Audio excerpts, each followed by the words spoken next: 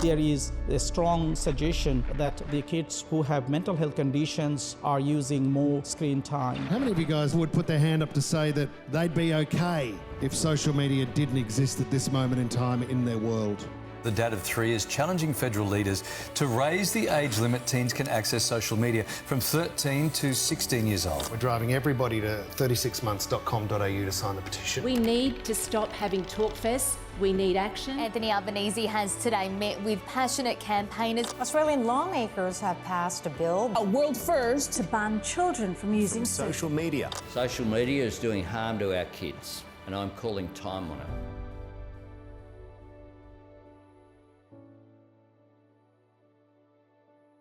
My name is Greg Atwell's Director of 36 Months. In 2024, we led a national campaign to raise the minimum age of social media from 13 to 16, the first law of its kind anywhere in the world. Now we're rebuilding the ecosystem around adolescence in politics, schools, and homes. Because healthy teens don't raise themselves. They're raised by adults brave enough to build better systems, so the next generation can grow up better, not faster. Today I'm sitting down with Dr. Jim Hungerford, CEO of the Butterfly Foundation, a national charity for anyone in Australia impacted by eating disorders and body image issues, as well as the families, friends and communities who support them, which Absolutely. I think is a beautiful mission statement. Jim, I wanted to start maybe a little more unexpected. What's one thing about you that's uncommon that no one ever asks you about in a professional interview? Perhaps why I got into the mental health sector. Yeah. Perhaps that's why. So, and it's a long story. So I started my professional life as a veterinarian. Oh, really? Yeah. So many years ago now, but I could only last as a vet in private practice for about 3 years. And I went through a phase where just very sadly, this was in the UK, and I'd have people coming in with a box of newborn puppies or newborn kittens, and then they'd say to me, either you put them down or I'm going to drown them or I'm going to bash them to death with a brick or something like that.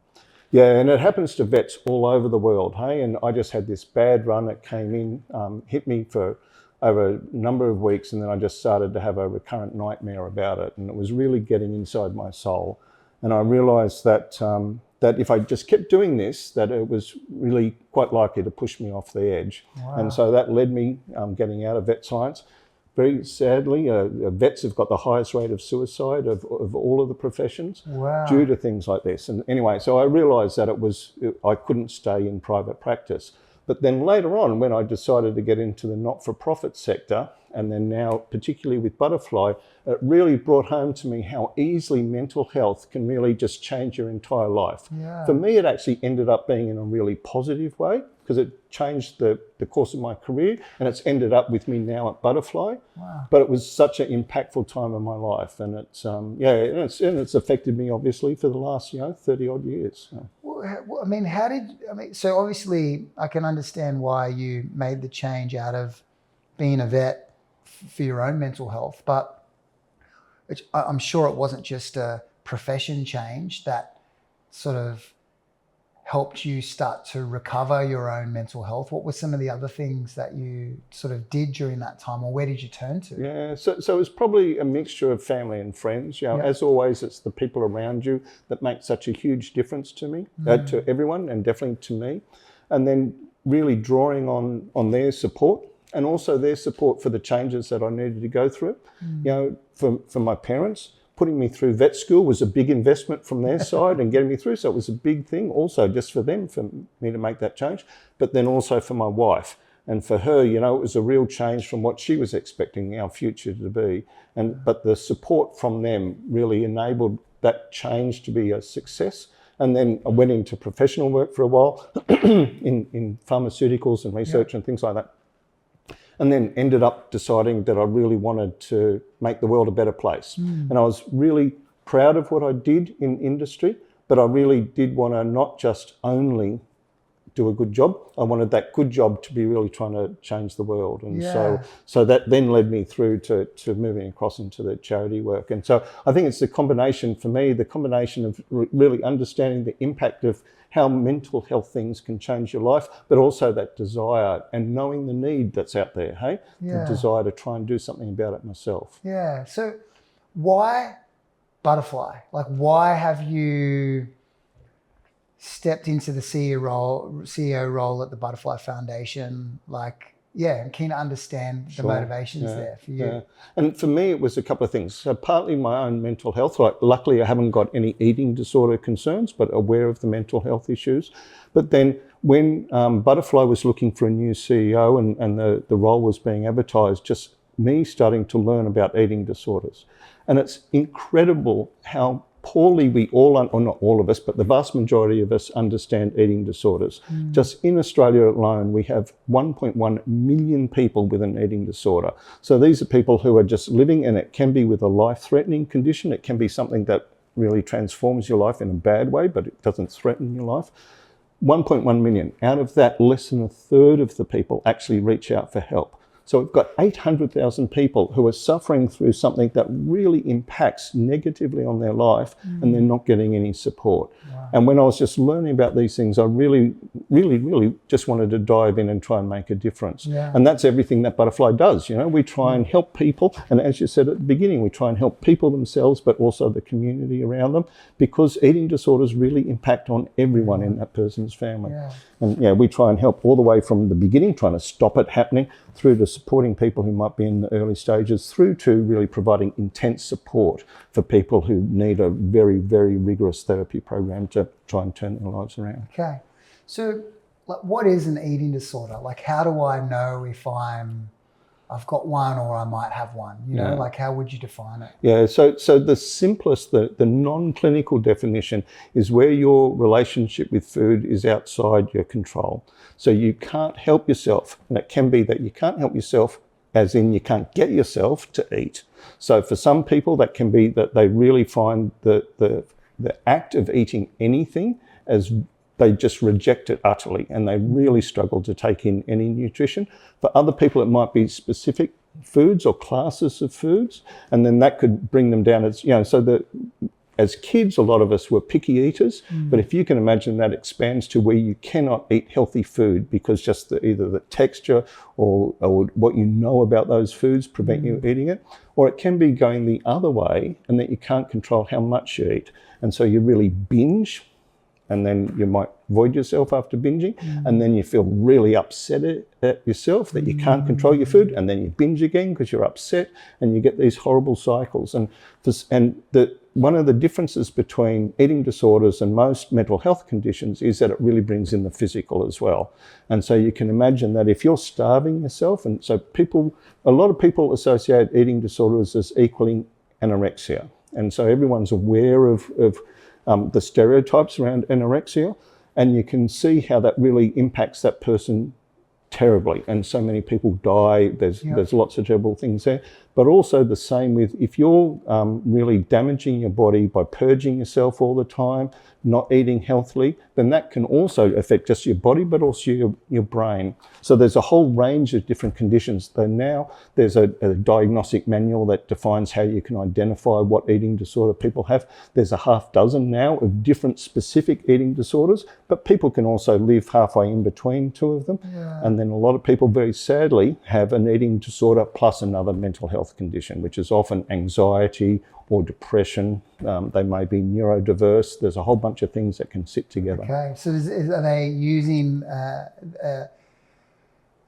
their relationship with food to manage their own anxiety or something like that? Absolutely. So you can imagine if you're really anxious about things, you really want to be in control of stuff because you're not in control of your life. Well, one of the things you can be in control of is what you eat. Similarly, you might be really depressed about how people treat you and how how you think they regard you. So you've got really low self-esteem, you're really depressed. And the one thing you might be able to do is to control what you eat or how you exercise to change how you look. And then that goes from just doing something to make yourself feel better, to something that becomes out of your control and really starts to dominate your life. And it can, you can look at somebody and they look really fit and healthy, but it might be that they're just in the early stages of a disease that's really going to devastate their life.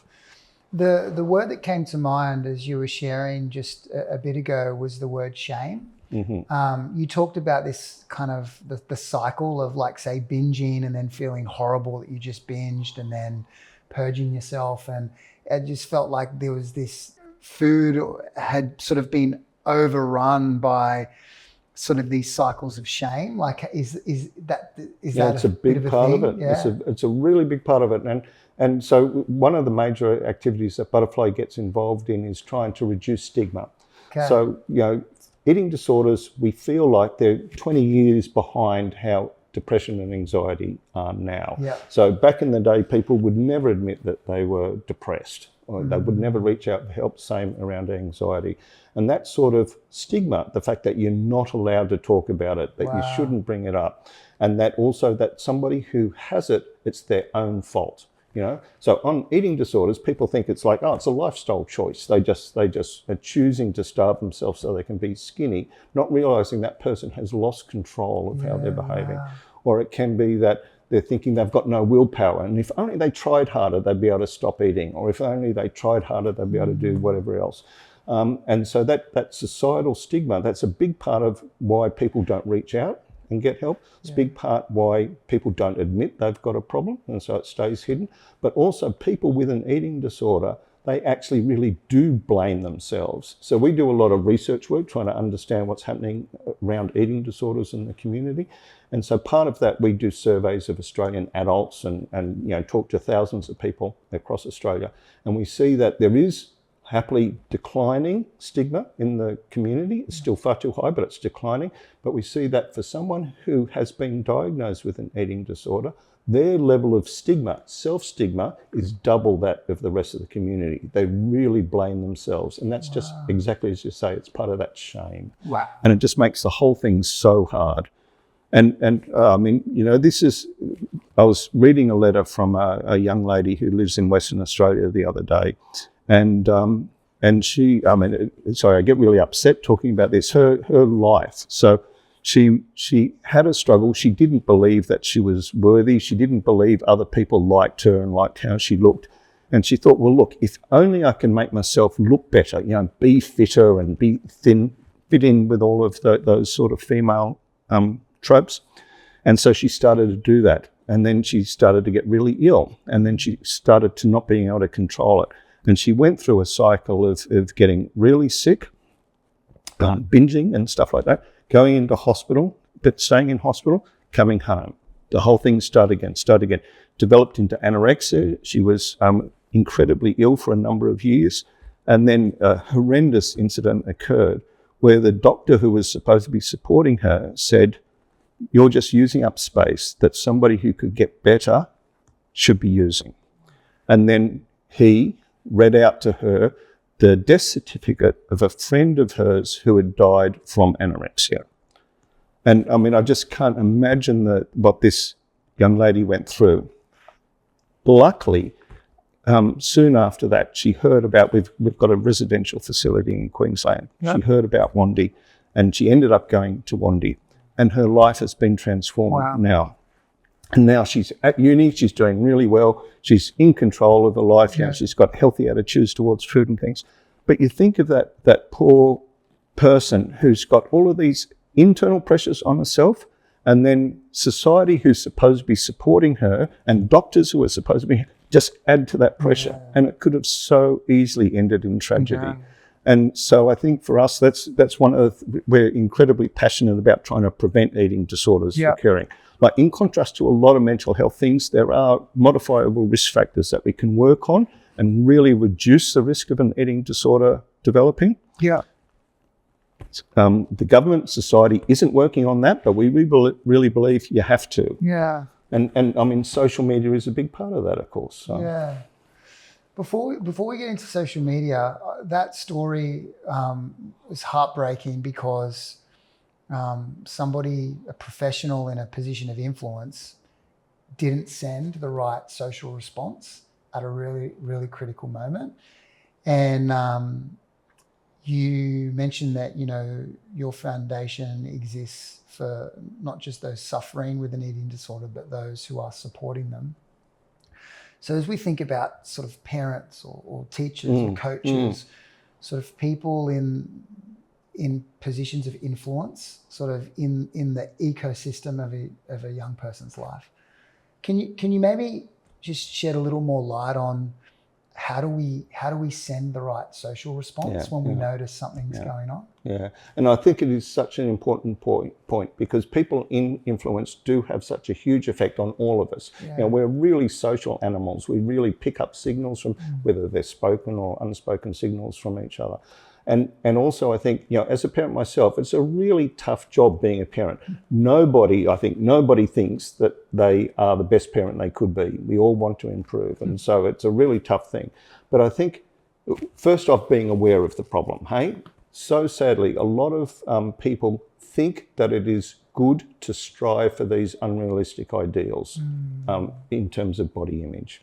You know, and for young men being muscly and fit and things like that, for young women being thin, and there is just such an emphasis there that gets reinforced.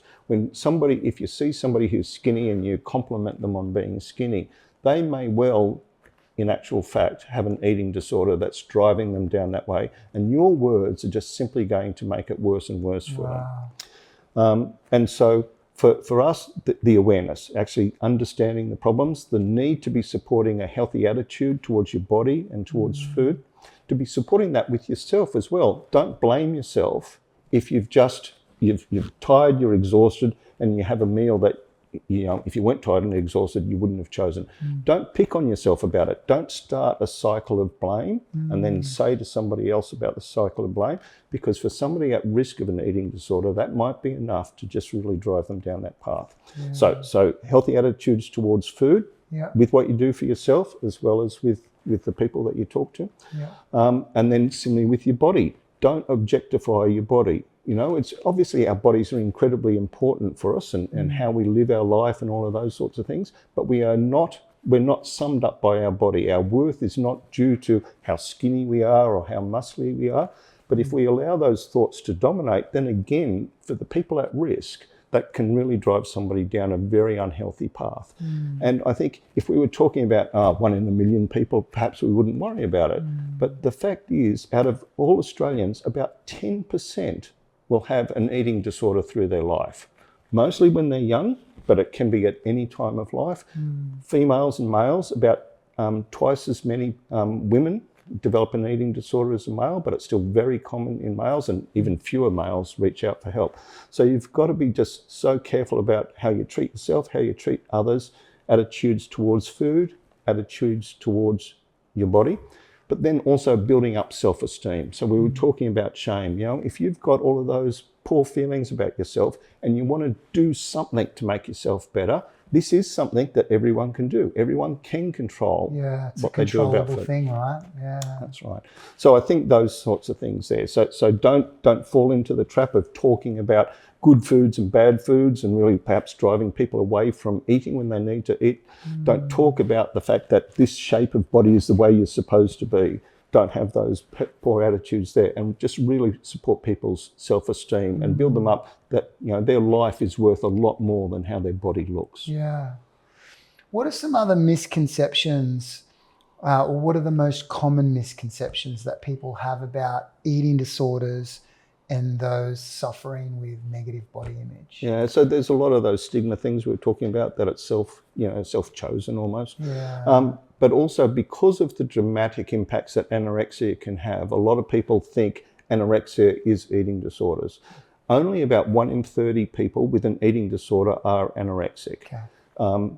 In actual fact, the majority of people with an eating disorder are in larger bodies rather than smaller bodies, because of the prevalence of things like the binge eating disorders, bulimia nervosa, which is a related thing. There's a whole cluster of conditions around there. So people expect, if you're talking about eating disorders, to be talking about a young white female who's in a smaller body.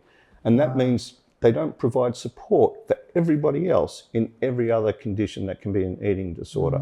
And so I was chatting with a colleague, so this was last year, and so he's in his 40s in a larger body, and he gets no support for what happens with him. People blame him for being overweight, and then they really punish him for the fact that he's not living up to what they think he should look like. But he doesn't want to be the way he is. He's just really struggling with a mental health condition that is making him look that way. It's so interesting, isn't it? Like, it's so easy, even as a parent, right? It's so easy to allow. Sometimes when we're stressed and we're tired, it's easy to resort to shaming tactics to try and get the behaviors that we want in our kids, right? Absolutely. But if we do that around food, we're, as you mentioned, really reinforcing some negative thinking. Yeah. And I think also we can be thinking we're doing the right thing, hey? And so we have this sort of discussion with health departments around Australia all the time, because clearly they want to avoid the negative health consequences that can come from being overweight. Yeah. But then if they're focusing on shaming people about their weight, shaming people about what they eat, what they're supposed to eat, all of those sorts of things, we know it doesn't work. We've been talking about diet culture for decades now. Every time we talk about it, the problem just gets worse and worse and worse. So shaming doesn't help. You never make somebody feel good by shaming them. And so we really talk with those health agencies to get them away from these kind of shaming, blaming, all of those sorts of messages, and moving them on to healthy, supportive messages and things like that. And so I think it is something that's just so important for everyone in the community to be just aware of the downsides of some of the things that you might think are positive. Yeah. Well, look, so, I mean, 36 months, our campaign, in some ways was a catalyst behind the recent sort of new social media legislation in Australia that raised the age from 13 to 16, giving you complete freedom to kind of come at this sort of in favour or not of those changes. I'm just more asking a curious question, and that is, in your opinion, what role has social media played in these disorders, if any? And it's clear that it's had a negative impact. Eh? So one of the things, so I effectively grew up in the 70s. And one of the major differences between the 70s and now is comparisons. Now it is impossible to be not compare, if you're a teenager, to be not comparing yourself to all of these unrealistic images of everyone else that might have beauty filters applied or whatever else. People who pretend to be having a fantastic life when they're not. And it's just in your face all the time. Whereas when I grew up, half the time I was down the bush or on the oval or whatever else. And if I wasn't there, I was reading or watching TV, you know. So I still got some of the messages, but not the intensity. And social media has really so hugely ramped up that intensity. And so we're talking about shame, you know, unrealistic attitudes, all of those things come through. I think from Butterfly's point of view, we really agree on the damage that social media causes to 13 to 16-year-olds, also causes to 17 to 20-year-olds and 21 years and above.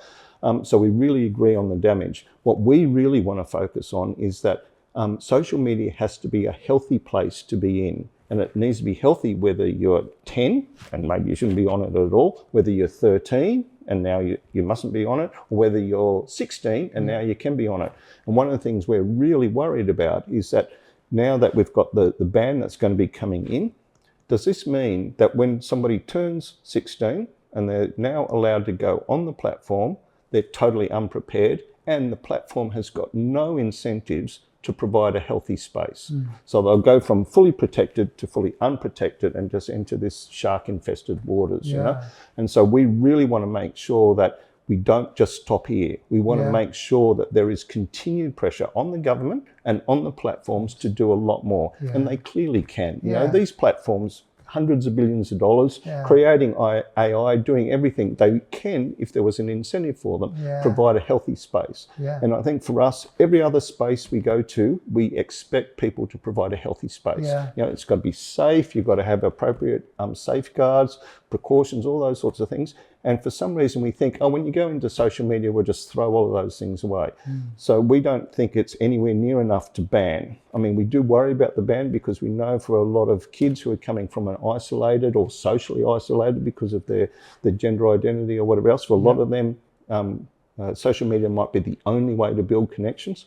So we worry about the good bits that we're losing, but we just think there needs to be a lot more that needs to be done to prevent the bad bits. And I'm just worried that, you know, somebody in government's going to tick off, think, oh, we've solved the social media problem now, we're going to move on and not worry about it anymore. I mean, we would agree with you. The raising the age from 13 to 16 was never designed to be a silver bullet that just magically makes social media platforms or magically contributes to the online safety of young people.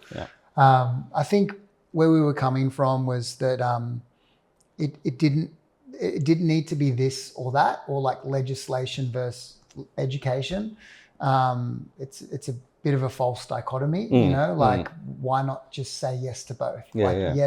Let's revise policy, look at the legislation and make sure that we're leaning hard into education and making those environments safer and all those things. So I would agree with you very much so. One of the things we're worried about, we've just come out with a new online learning package for teenagers. So it's called Body Kind Online Education. And it focuses on healthy use of social media, protecting yourself against misinformation, protecting yourself against, you know, poor body image and all of those sorts of things, building up your self-esteem. But because it's focused on 12 to 16-year-olds, we're really concerned that the government's going to say, oh, we're not going to bother promoting this because we've stopped them all being on social media, therefore you don't have to do anything. And so that's the type of thing that we're worried about. We just need to make sure everybody stays focused and does address it. Well, I mean, this might be a bit of a simplistic sort of comparison, but I think about, you know, learning to drive a car. You don't learn to drive a car after you get your license. Absolutely. You take driving lessons before, in preparation of. And I would think that the best time to undertake that education and prepare yourself for that world is during those years. Absolutely. Definitely. I'm really interested in sort of the window of development, say between 13 and 16. I mean, that's 36 months. That is the window of development that we're really zeroing in on. We call it the hardest and most consequential 36 months of adolescence. Do you find that this age group is especially susceptible to body image issues? Is there, like, it doesn't have to be that window, but is there a window of concern in the development of a teenager that a lot of this stuff shows up in? Yeah, absolutely. And I think also that has changed a lot over the last decade or so. Okay. So we, as I mentioned before, we do a lot of research work. And one of the things we did, I actually brought a copy of it along here. So there's paying the price. So this is quantifying the cost of eating disorders in Australia, both in terms of straight out financial cost, health cost, productivity and things, but also the cost to people. One of the things that was brought out there was looking at the prevalence of eating disorders by age. And we did this work in 2012, we did it again last year. And then what we've seen is, historically, young adults, 20 to 24, they were the people most at risk of an eating disorder. Now that has moved into teenagers, 15 to 19. Wow. So now, young women, 15 to 19, 18%, more than 1 in 6, have got an eating disorder. Wow. Young males, that's again the peak of the prevalence. It is happily for them lower. It's 6% for young males, and that's the highest there. But it never used to be like that. So it's been brought back. The peak has been brought back from adulthood into teenage years.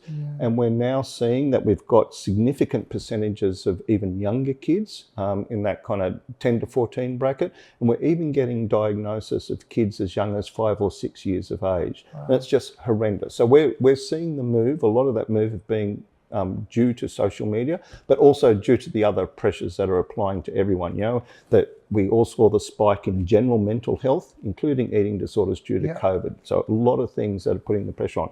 So we're really seeing that the pressure on teenagers is coming out in eating disorders as well as in other mental health conditions. And so we really fully support the need to focus on and really support young people, 13 to 16, making sure they're getting the assistance, the guidance and the understanding that they need to have, and equipping everybody to work on that. Can that document that you referenced, is that available on your website? Can people get access to it? That's really an academic reference sort of thing. It provides a lot of information about the prevalence and all the different conditions and the costs and all those things. I mean, it's absolutely horrendous. That's where the 1.1 million people comes from. The actual total societal cost of eating disorders in Australia is $67 billion per year. And then a lot of that is the impact on people themselves. And you can understand, if you've got a significant eating disorder, it can prevent you from working, it can prevent you from going to university, it can prevent you from being a good parent, it can obviously kill you. There's lots of things there, but then there's also a very large financial effect. But I think understanding the research work that we do to try and understand what's happening in society so we can start acting on it is really important. Yeah. So I've got a question for you, and this question's just coming from me, really. Sure. I'm interested, how do we balance teaching our kids about the benefits of eating healthy, unprocessed food and the benefits of living active lifestyles where they involve some level of exercise, yet not overreaching into body image motivations that can sort of send them down a dark path. Absolutely.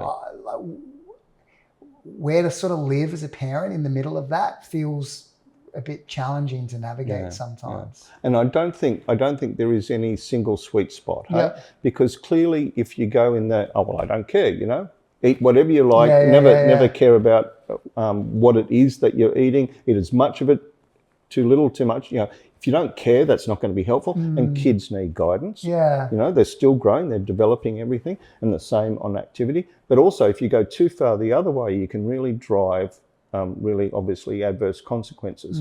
So it's the same as everything. You've got to work out where you are in the middle. And I think for us with kids, the kids are the best guidance. If you've got that relationship with your child, so you do have a reasonable understanding of how they're feeling and what they're doing and what they're doing, how that's affecting them. So you can then see, are they actually starting to think that their body and the way they look, that is how valuable they are, or you can start seeing that they're starting to get really preoccupied, or they're hiding away, they won't eat in front of other people, they'll only eat by themselves, or, any of those symptoms. And so it's a delicate thing to try and find the way in between. But I think, as with so many aspects of life, communication, trying as hard as you can to get which can be very challenging, to have a good communication channel with your children, and then really use that to help guide where you are. But also, I think I can't overemphasize too much how important we are as role models for our kids. Even though we don't think that they pay any attention to us, they do. And particularly when they're young, of course. And if they see that we think the way that we look is the most important thing, then they're going to pick up on that and they're going to internalize that.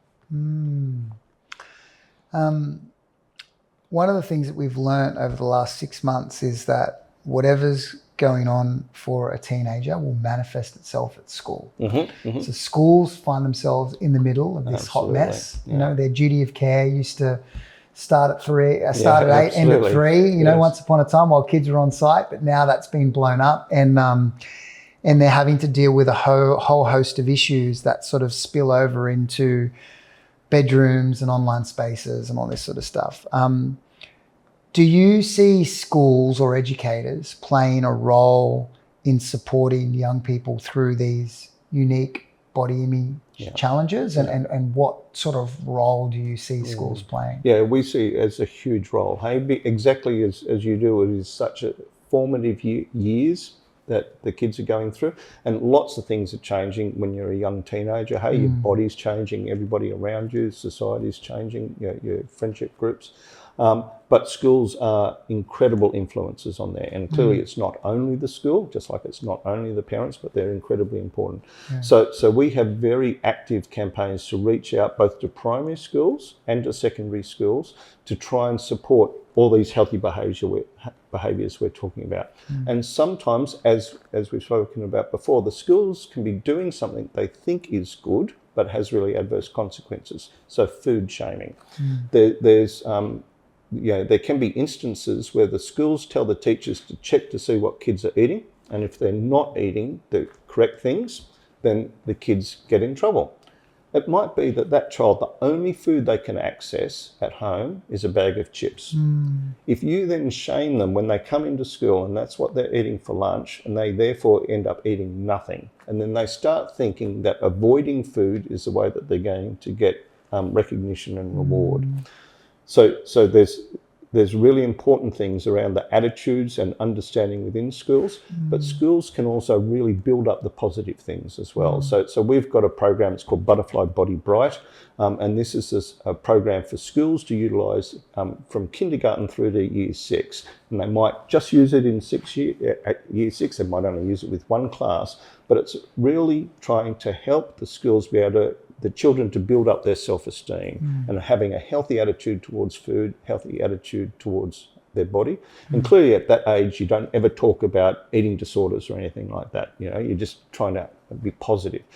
Then when you get into secondary school, we have people who go out and do presentations at schools, and they talk about their own personal background, but then they also talk about the same things and the importance of having these healthy attitudes, not labeling things good and bad, not objectifying your body or other people's bodies. And then we're coming out with, as I mentioned before, the Body Kind online education, this online education. That's a brand new program. We've just put an expression of interest form up on our website if anybody's interested.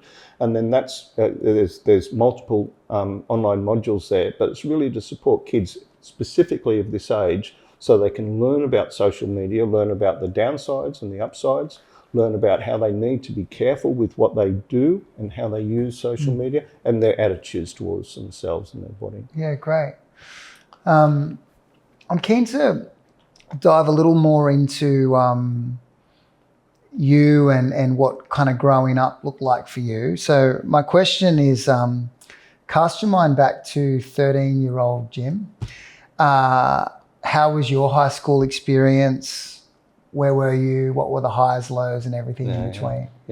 So I was a suburban kid in Sydney. Grew up in Forestville, and back in the day in Forestville, I spent every weekend down in the bush, wandering along creeks with my dog and all those sorts of things. And we worry now about what kids are doing online. Back then, it was worrying what kids are doing offline. And then at school, I was just a classic nerd. Hey, so we used to do Dungeons and Dragons, and we'd play card games, and we'd do a bit of sport, but it was mainly hanging out with my group of friends, doing all of those sorts of things. And I think those formative years influence you in so many ways that you don't realise until later on. And the friendships that you develop, and the type of relationships you develop, and what you start thinking about yourself. And for me, it ended up being very beneficial. I enjoyed being a nerd. I like science. That's why I got into veterinary science. I like animals, veterinary science. And so that all really worked out well. But then my own daughter, so she's 28 now, and for her life has been very different, and the pressures on her have been very different. Happily, she's turning out really well. She's going to get married next year. Lots of really positive things, which is lovely. But it is such a different life when I compare my early years and her early years, and all the different pressures. And for instance, we were living in the UK when she was about 12.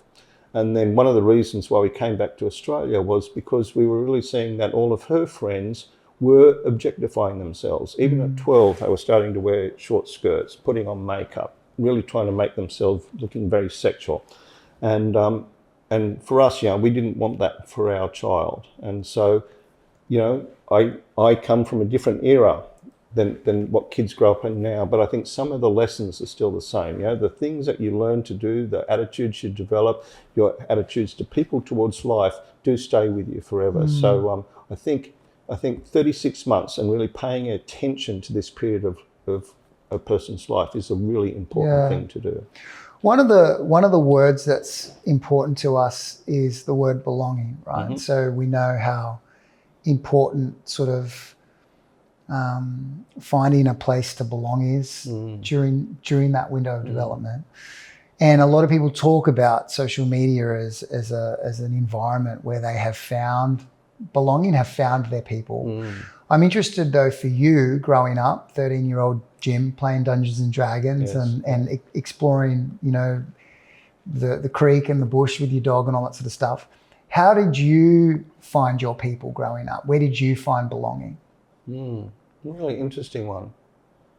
I mean, part of it was that identification as a nerd, I think. Yeah. Even though, I mean, that at the time, look, nerds have a more positive image now, I think, than they did then. So it's not a good thing at the time. Yeah. But you still owned it, even though there was perception around it. You were like, no, this is who I am. Yeah, and I think because I did like who I was. You know, I wasn't incredibly proud who I was, but I liked who I was. I wasn't ashamed of who I was or anything like that. But I'm just thinking about joining and belonging. So I think one of the things, I spent a lot of time as a teenager in the Hunter Valley. Yep. So my father's family comes from the Hunter. We're related to lots and lots of the people who own the vineyards and the wineries up there. Yeah. And so spent a lot of weekends up there, and we had a small vineyard up there that we owned with a bunch of other families. So, you know, it was like almost like a communal thing. And doing a lot of the hands-on stuff there and getting up and just, you know, pruning grapes or putting up a fence or digging out a water channel or whatever else. So I think that also became an identification, a belonging sort of thing with the type of people who do things, you know. So I've been very oriented ever since to actually doing things rather than other bits. I mean, it's a really interesting question. I should have been thinking about this in advance, Greg, but I wasn't. No, it's a really interesting question. I like that. What I'm hearing is identification, like identifying yourself as this type of person. Precludes belonging, right? Yeah, so you've gone like, I'm a nerd, I like being a nerd, and so then you sort of find your people. Or I'm a doer, I like being a doer, and then you find other doers, you know, that type of thing. So I think but then you also mentioned there that you weren't ashamed of yourself. And so it makes me just thinking out loud, I'm just noticing the relationship between self-esteem and belonging there, you know, absolutely. Like when you're not ashamed of an identifiable characteristic and you own it, it helps you find your people, you know? Yeah. No, I think it's a good point, but I think, and I think also when we compare it to now, hey, there are so many things we can so easily find fault with now.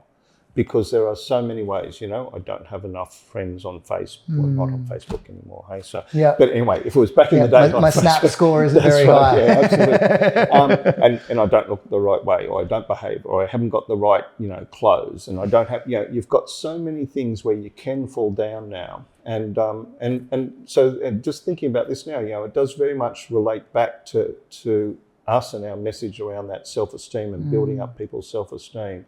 Because if you are ashamed, it makes everything else so hard. Yeah. It makes it so horrible.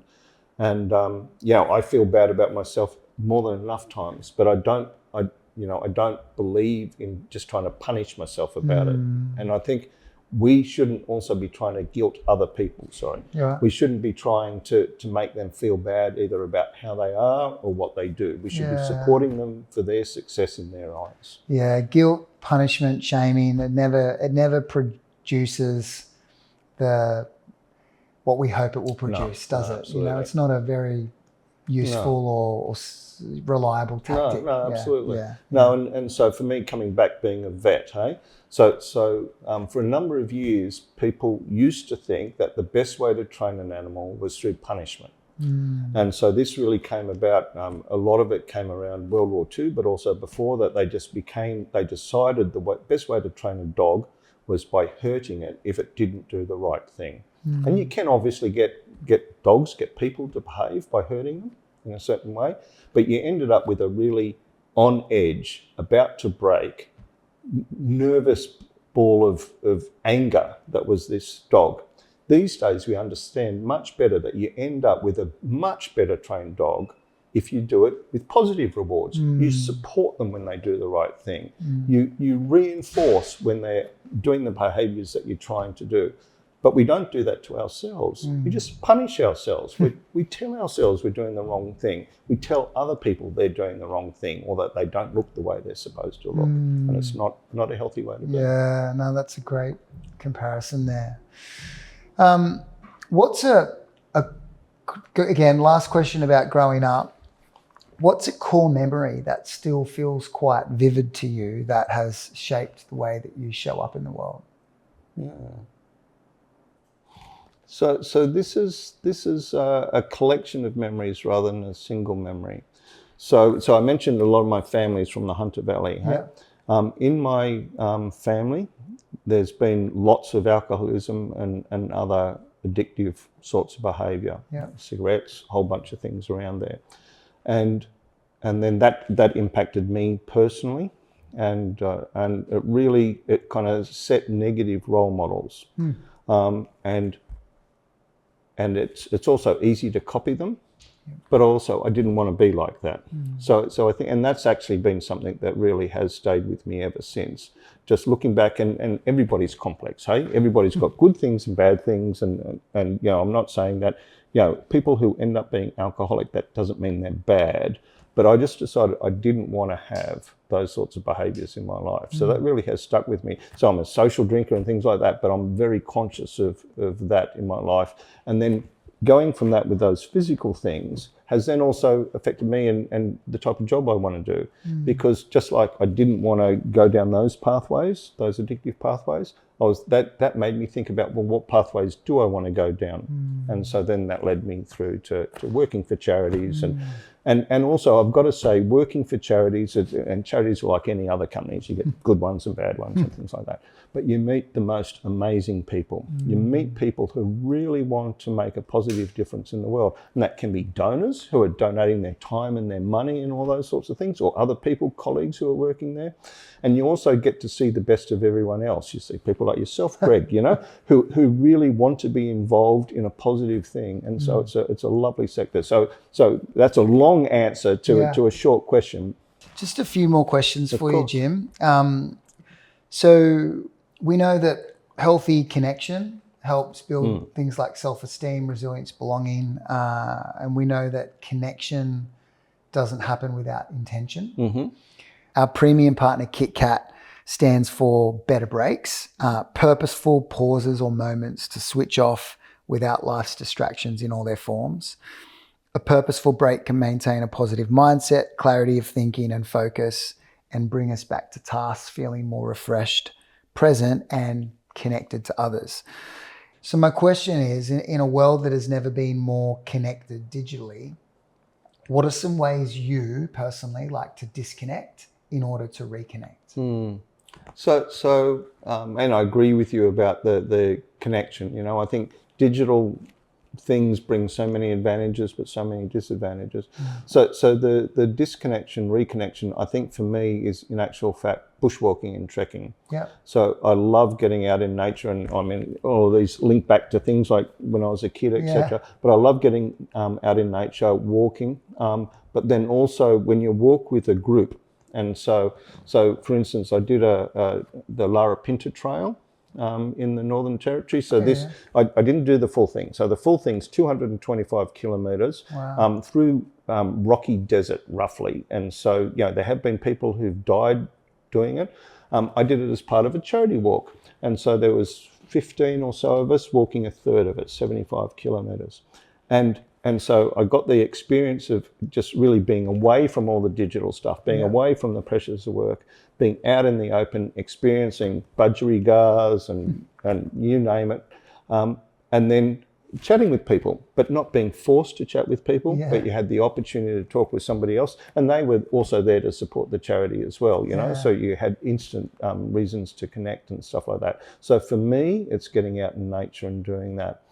Conversely, I know for my daughter, for her, a big part of it is having the opportunity to be with someone and just spending that time together in a quiet way, but just together and with her dog. She's insanely happy about her dog. Yeah. So for her, it's very much on a much more of a personal thing, whereas for me, it's the opportunity to be out and about, but then combining that with people. Yeah, great answer. So we have people that are part of our community who submit kind of questions. And we had one come in actually about a parent was asking about comparison. And you spoke about this earlier. But this parent asked, is talking about comparison. She said, it's eating away at my daughter's confidence. Is self-esteem that's comparison-free possible for a teenager? And I would probably be much better served by talking to some of the experts at Butterfly than myself on this. I think fundamentally the answer needs to be yes, that it's possible. But obviously when you've got self-esteem, you need to have reasons why you are happy with yourself, right? And then I think if that's values-based, you know, if it's not, I'm proud of, that's right. And I'm not proud of myself because I'm better than that person, or I'm not proud of myself because I do look like that person or whatever else. But it's because that you live the life that you value, you know, and you live up to your values rather than living up to the images. But I'm not saying it's easy either, hey, because I think that things in front of us are the easiest things to use to measure our value, you know. So have we got the latest computer? Do we have a fantastically expensive car? Do we live in the right suburb? So all of the money related things are really easy, you know, and so it's simple to judge, and then you also feel other people judging you, assessing you, thinking that you're better simply because you happen to have these things.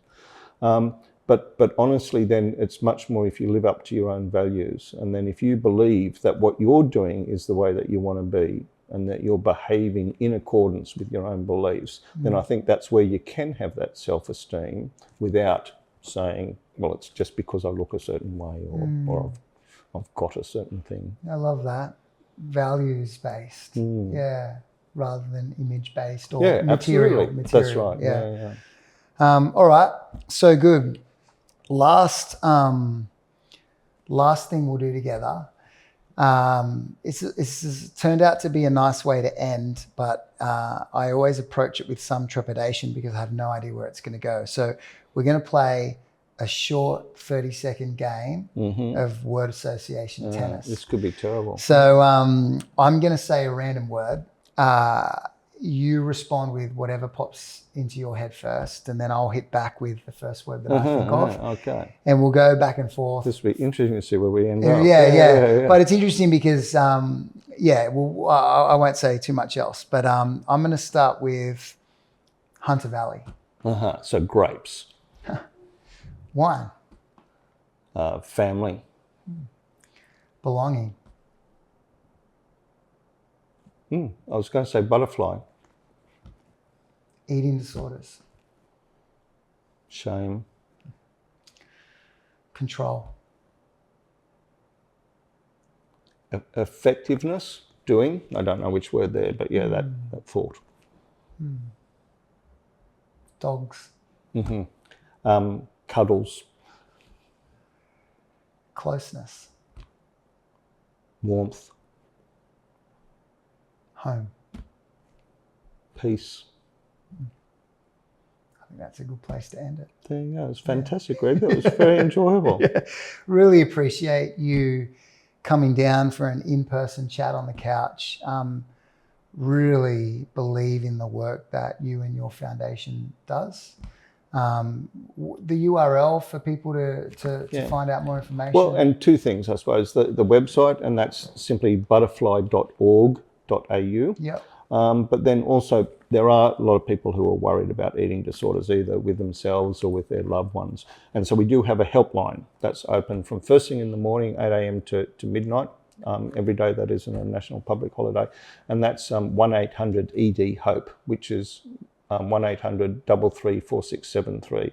And anybody can ring it. And if you're just worrying, or if you need help, or if you need some information, then the trained counsellor is on the helpline. And also because of my age, I'm talking about calling up, we also operate a web chat. And so most people actually access it via web chat these days. Amazing. So good. Well, thank you so much for the work that you do. Thanks for giving us your time and insight and how generous you were in that.